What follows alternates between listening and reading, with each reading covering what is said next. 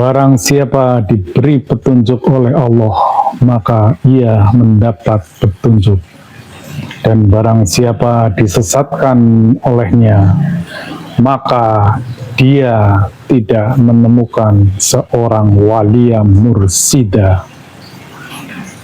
Jumpa lagi di channel Mbah Mun Najat Karimullah, sebuah channel yang membahas tentang tasawuf dalam perspektif ilmiah wa amalia.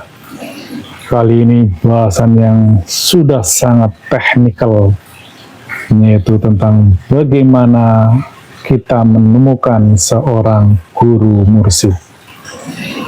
Baiklah, agar presisi pembahasan kita bacakan sebagaimana yang saya sebutkan di awal. Itu adalah penggalan dari Quran surat Al-Kahfi ayat 17.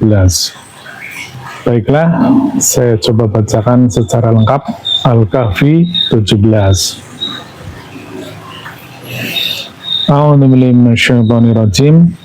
Wa tara syamsa idza tala'at tazawaru an kahfihim dzatal yamini wa idza gharabat taqrituhum dzatas shimali wa hum fi fajwatin min dzalika min ayatillah may yahdillahu fahuwal muhtadi wa may yudlil falan tajida lahu waliyyan mursyida. Yang artinya, dan engkau akan melihat matahari ketika terbit condong dari gua mereka ke sebelah kanan, dan apabila matahari itu terbenam menjauhi mereka ke sebelah kiri, sedang mereka berada dalam tempat yang luas di dalam gua itu. Itulah sebagian dari tanda-tanda kebesaran Allah. Barang siapa diberi petunjuk oleh Allah, maka dialah yang mendapat petunjuk, dan barang siapa disesatkannya, maka engkau tidak akan mendapatkan seorang waliya mursida yang memberi petunjuk kepadanya.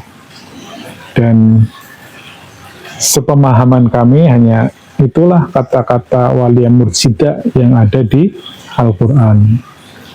Para pemirsa dimanapun berada, bahwa sekali lagi selalu kami sampaikan, tujuan kami adalah untuk holofisini kafah. Jadi dalam beragama harus kafah, jasmani dan rohani, dunia dan akhirat. Dan ini bukan sekadar kata-kata saja, bukan sekedar pemahaman saja. Karena untuk memahami akhirat itu hanya ilmu ruhani. Jadi akhirat itu bukan hanya pemahaman, tetapi harus dialami saat ini, saat di dunia ini. Karena semesta ini adalah paralel, multiverse, berjalan secara bersamaan.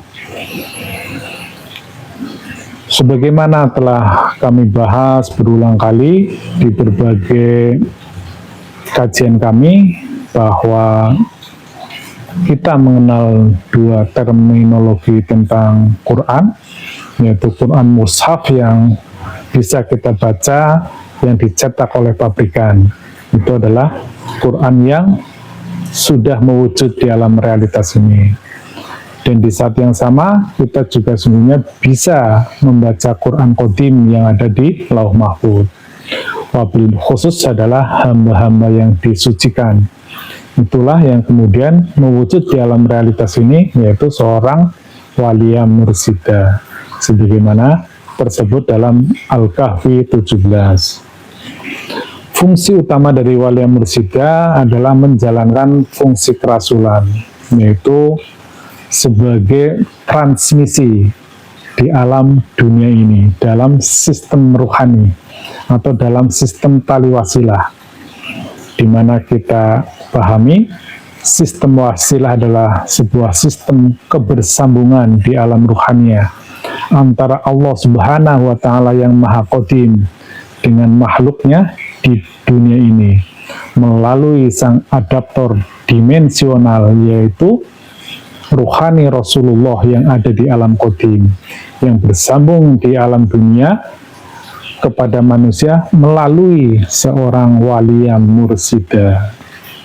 Karena bagi kita-kita yang awam, tidak mungkin kita bisa bersambung dengan sistem wasilah itu, dengan ordinat itu, dengan channel itu, dengan frekuensi itu.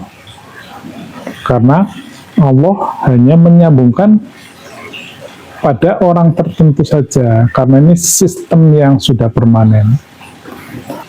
Hal ini sesungguhnya sangat mudah kalau kita pahami dalam perspektif teknologi informasi, semisal channel atau gelombang radio, televisi, ataupun handphone, yang harus kita paham ordinatnya untuk saling terhubung itu. Yang sistem komunikasi di alam dunia ini harus jelas ordinatnya, apalagi sistem kebersambungan dengan Allah Subhanahu wa Ta'ala yang beda dimensinya, beda frekuensinya. Ini tentu bukanlah hal yang mudah, namun Allah telah membuat sistemnya, yaitu melalui ruhani Rasulullah, dan di setiap umat itu ada seorang wali mursida. Wali mursida adalah seseorang yang telah terbimbing, yang telah secara permanen bersambung ke dalam sistem wasilah tersebut, dan sekaligus beliau yang mampu membacakan Quran Qadimnya, sehingga sekarang amat mudah bagi penganut thariqah, bagi orang yang punya preferensi untuk belajar tentang tasawuf atau ingin olah diri, kita sudah punya standarnya, kita sudah punya parameternya untuk menemukan siapa sesungguhnya mursyid yang punya kapasitas seperti itu. Yang pertama, dia bersambung kepada sistem wasilah.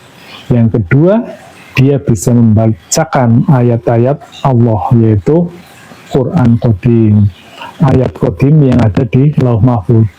Sudah, dua itu saja sungguhnya. Bagaimana kita bisa membuktikannya? Maka harus dicoba. Bagi yang belum pernah bertasawuf, belum pernah berthariqah, ini kewajiban, sifatnya amat wajib. Karena manusia itu terdiri dari dua komponen utama, lahiriah, batiniah, jasmania, dan ruhaniah. Kalau syariat itu eksplorasinya itu jasad saja. Apa benar manusia itu adalah jasad? Sudah kita bahas berkali-kali bahwa secara substansi manusia itu adalah makhluk ruhani. Kualitas manusia ditentukan oleh kualitas ruhaniahnya, dan hanya melalui ruhaniah pula kita dapat bersambung kepada Allah Subhanahu wa Ta'ala. Tanpa itu semuanya masih dalam sistem duniawi, sistem alam realitas, tidak mungkin sampai, tidak mungkin. Bagaimana kata-kata, bagaimana gerakan bisa melampaui alam yang berbeda, ya nggak mungkin.